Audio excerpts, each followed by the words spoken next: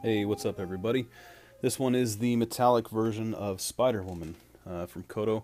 This was an action figure exclusive at the convention, and it's pretty nice from what I can tell thus far, from the pictures and the videos and all that. I think this is probably the one, I don't know, when they do these metallic versions or an alternate color version, I feel like these variants, because it doesn't really make a sense to me to do a variant for Spider-Woman other than just the timing of the release of the original and when Comic-Con was.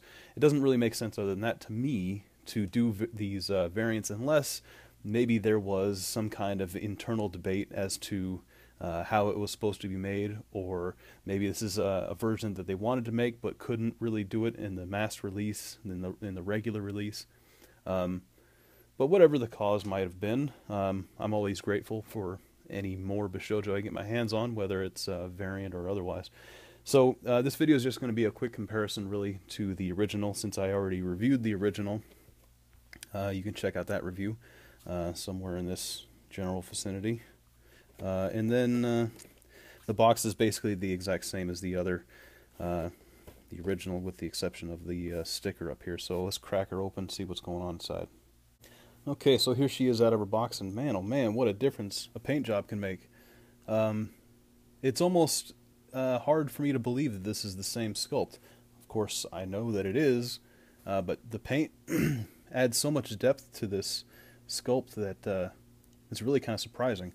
Of all the pictures and the videos that I've seen of her so far, this one really I had to see to get the full effect, and I fear that this video is probably not going to do it justice, but you'll have to take my word for it that this thing has to be seen to be really fully appreciated, and it is very nice. So the metallic paint adds some dimension to her that is missing in the original version. So the original version having just glossy, flat, somewhat pale paint is just completely outclassed by this version. Not only is the metallic much more eye-catching than the flat, they also use different shades of red. This is a much richer red and yellow, or gold, I guess in this case, than this one. But I don't know, you can kind of see it here. There's a pretty significant difference between these two, and I wouldn't have really appreciated it. I mean, I've had her sitting in a box since Comic-Con here, and I couldn't really appreciate it until I got all the wrapping, all the plastic wrap off of her and all that stuff. But give me a second here. Yeah, she looks really good. This paint really changes the feel of this statue dramatically. Much more so than any other paint variant that I can think of. I guess the Emma Frost one probably changes the feel of that one quite a bit, being that she was not painted, just completely clear. But man, if you got if you chose to wait, and I don't know why you would, because this metallic version was pretty much a surprise. It came out of nowhere. And it wasn't even sold at Koto's booth. It was over at RFX, what is it, Action Figure Express. Anyway, if you got this one, congrats. If you're on the fence as to which one you should get, I'd say the metallic one is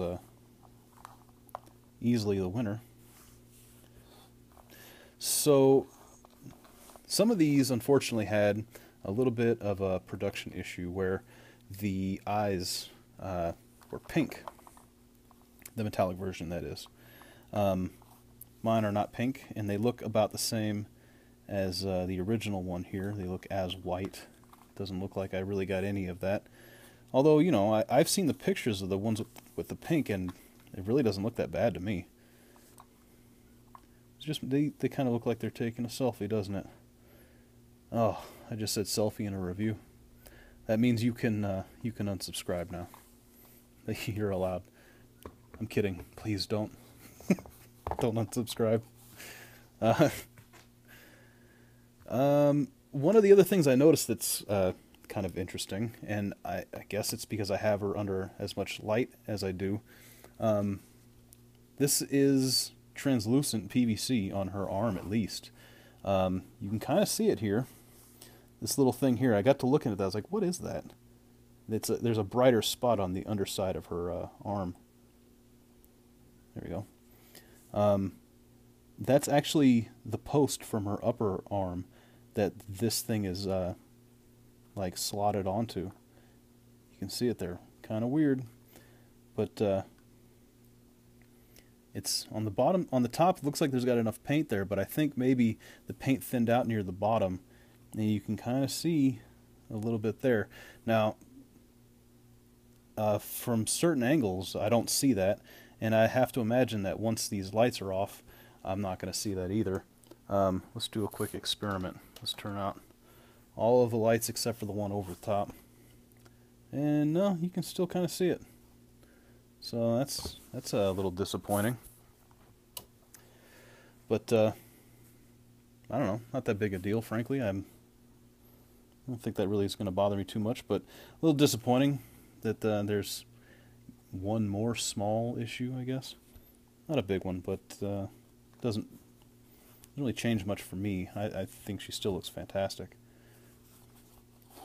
One other thing that was interesting about this is that when I opened her up, it became obvious to me with the gloss and the metallic and all that. I guess it just makes it kind of amplifies this a little bit, but you can pretty well tell now that there is a separation between at least her torso here, this stomach area. It's a separate piece of plastic laid into the rest of her torso. You can kind of see there's a, well, you can see it there. It looks good. I actually like the way it looks, but you can tell it's, I mean, all the way to here. You can kind of see it. I'm sure I've got your attention at this point, but you can see that that's a separate, that black piece is a separate piece of plastic from the red that surrounds it. So that's kind of an interesting thing. That's true for the other one as well. I just didn't notice it until I got a hold of this one and got this paint job on it. It's exactly the same as the first one. All they did was swap out the colors, essentially. You got a deeper red here. It's obviously metallic, but yeah, man, very good. Well done, Koto. Now, unfortunately, some of these, you know, I shouldn't say some of these. Koto has in the past had issues with gold paint, where the gold paint becomes kind of tacky, it breaks down and maybe runs a little bit. Now, I don't have any of those statues, incidentally. I've kind of gotten lucky to avoid all of those. I would rather have, I think Emma Frost was one of them, if I'm not mistaken. I don't have that statue. I want it, but I don't have it. And I got the black version of Batgirl, and none of my statues have any issues with paint running or bleeding or anything like that. All of mine are fine paint-wise. I don't know if this is going to be one of them or not. I don't think so. Doesn't feel like it. Doesn't look like it, but time will tell, I guess. So anyway, that's just, I just wanted to do a quick comparison. I really was just kind of show them side by side, but I was so surprised by how well the paint came out, I had to kind of rave about it a little bit. It really accentuates her, you know, her body and all of her curves, and yeah, well done. If you can get a hold of this one, I would recommend it. And with that being said, I think I have an idea of which figure is going to be given away next. Not sure when I want to do that. It's not going to be anytime soon, so don't hyperventilate just yet. But while I got you, I might as well show you what's kind of next on the docket here for my reviews. Whoops! Oh God, jeez! This one here, Revoltech Mini or Revol Mini. This is a new line that Kyoto, I guess is how it's pronounced. They're the ones that make Revoltech, and they're doing a smaller scale Revoltech figures. And the first up is Solid Snake here. So Revoltech's interesting. You can achieve all kinds of different poses. This one in particular comes with a boatload of accessories and some other kind of really cool features that I want to go over. I'm a big Metal Gear fan, so I had to do that one, and I might as well show you guys. This is probably the next review going up. Is PlayArts Kai Supergirl. So I've got some things to say about PlayArts Kai Supergirl, and I guess I'll save it for the review. But man, these things are getting pricey. I couldn't afford Superman, unfortunately. I had to only go with Supergirl for now. But there she is. There's her deceptive box art. Again, we'll get into that for that review when it's time.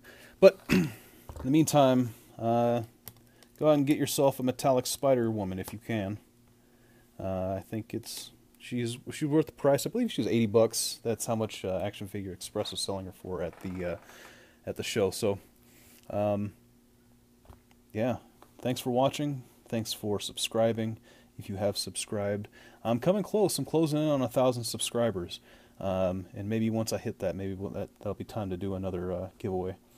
But share my videos, pass them around. You know, if you know someone that is interested in these, maybe give them a link to my channel. You know, that kind of stuff. I'd appreciate it. Word of mouth is about as good an advertisement as I'm going to be able to get. You know, I do these videos. I don't monetize them. I don't make money off of these videos. I don't have any deals with toy companies. No one sends me review samples and any of that stuff. Yeah, poor me. Point is, for me, word of mouth would be a pretty big deal. So, you know, spread the good word. Alrighty, thanks guys. I'll see you on the next video, and take care.